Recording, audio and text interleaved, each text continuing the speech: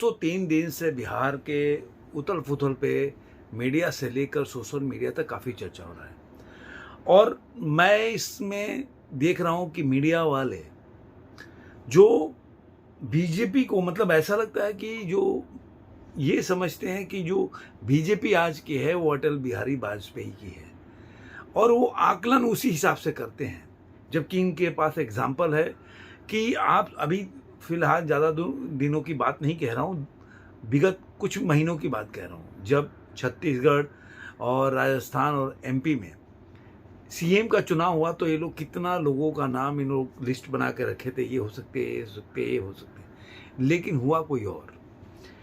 ये बीजेपी का जो आज जो नरेंद्र मोदी और अमित शाह का जो बीजेपी है उसको ये लोग बहुत ही हल्के में आंकते हैं। जैसे अब हम सब जानते हैं जो भी बीजेपी को सपोर्ट करते हैं उनका ये कभी भी नहीं मानेंगे कि वो नीतीश कुमार को एज ए सीएम देखेंगे। और अगर ऐसा होगा तो ये बीजेपी के लिए बहुत बड़ा सेटबैक होगा। और ऐसा नहीं है कि जो बीजेपी का कोर कार्यकर्ता है या प्रधानमंत्री नरेंद्र मोदी है, अमित शाह है, वो लोग इस बात से अवगत नहीं होंगे क्योंकि वो लोग बूथ लेवल पे लोगों से कांटेक्ट में रहते हैं। उसके साथ आरएसएस का संगठन है, वो उनकी जो भी भावनाएं चल रही हैं और जो भी मतलब ग्राउंड लेवल पे जो काम चल रहा है उसके बारे में वो बताते रहते हैं। तो वो सब जानते हैं कि नीतीश कुमार को लेना एक बहुत बड़ा जोखिम का काम है।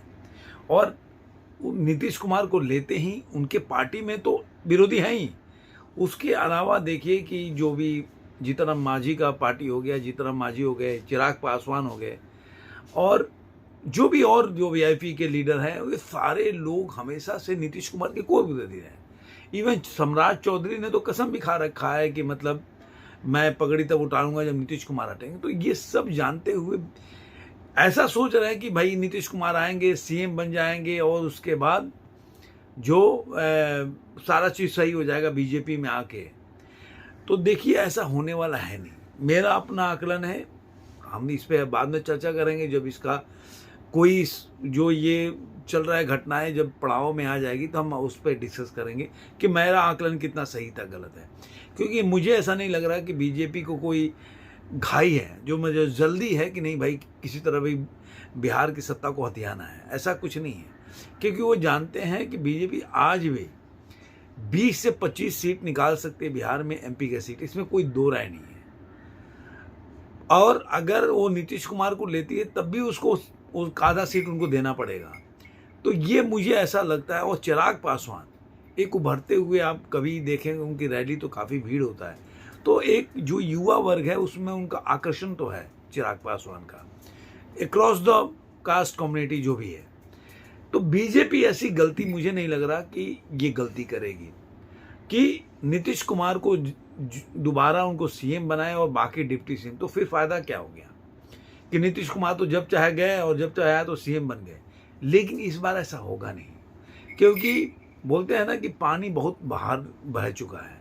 तो आज के टाइम में अगर नीतीश कुमार आएंगे तो नीतीश कुमार की वो बोल सकते हैं ना, वो स्ट्रेचर भी नहीं है, उस कद पे भी नहीं है आज के टाइम में।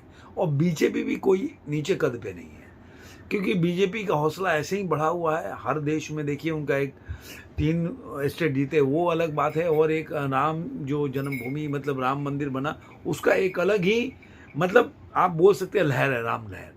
तो बीजेपी इससे आप ये बोल सकते हो उत्साहित हो सकती है। इसे नहीं कि मतलब उनको लगेगा कि मैं बिहार में हार सकता हूँ, ऐसा नहीं लगेगा। तो मुझे लग रहा है ये, अगर आप किसी को रिकॉर्ड करके रखना है तो रखिए कि जो मीडिया वाले बोल रहे हैं बिल्कुल उसके इतर होगा। बीजेपी का ही कोई सीएम होगा और वो तो चिराग पासवान को गंवाना नहीं चाहेंगे, ये मेरा आकलन है। हाँ, अब नीतीश कुमार क्यों छोड़ रहे हैं वो एक अलग विषय है। नीतीश कुमार तो वहां भी सीएम था, अगर यहाँ भी सीएम है तो क्या फर्क है? क्योंकि नीतीश कुमार की पार्टी टूट सकती है।